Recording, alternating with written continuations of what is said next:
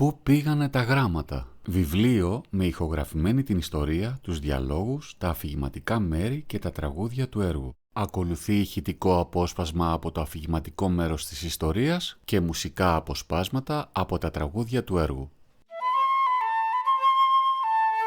Πού πήγανε τα γράμματα?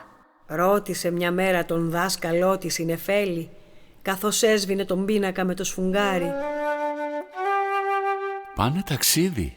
Και πώς ταξιδεύουν? Είναι τόσο ελαφριά που δεν χρειάζονται κανένα μέσο.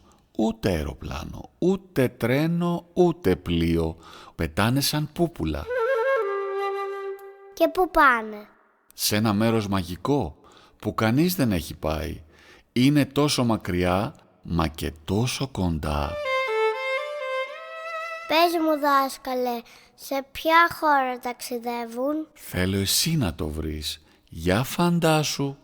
Τότε η φαντασία της Νεφέλης κάλπασε σαν άλογο και φαντάστηκε τον εαυτό της ταχυδακτυλουργό να εξαφανίζει γράμματα και λέξεις στην στιγμή. Πες μου δάσκαλε, πώς θα γυρίσουν σε μας? Αμέσως θα σου πω.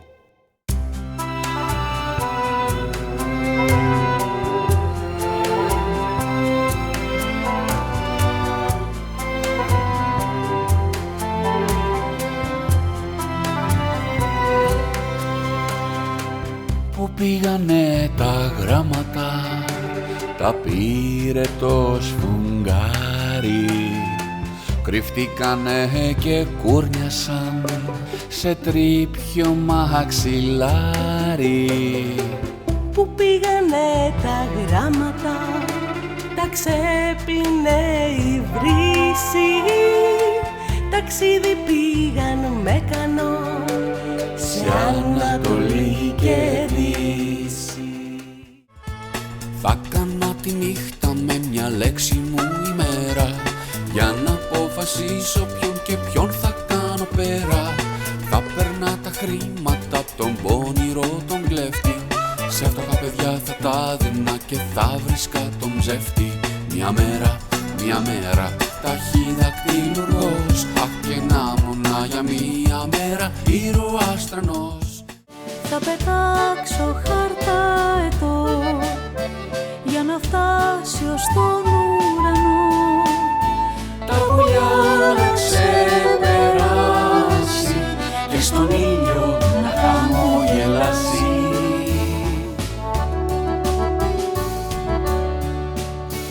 Ένα μήνυμα θέλω να στείλω στον καλύτερο που έχω φίλο.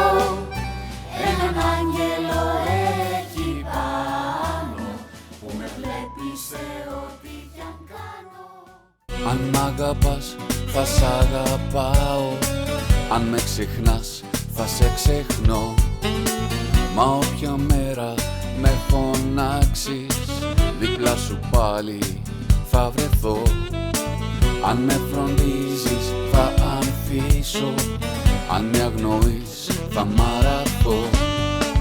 Αν με έχεις πάντα στην καρδιά σου, θα γίνω αστέρι φωτεινό. Πάντα σε σένα θα γυρνάω, πάντα εσένα θα ζητώ. Γιατί είμαι εγώ που σε πονάω, ο άγγελός σου, ο άγγελός σου ο πιστός.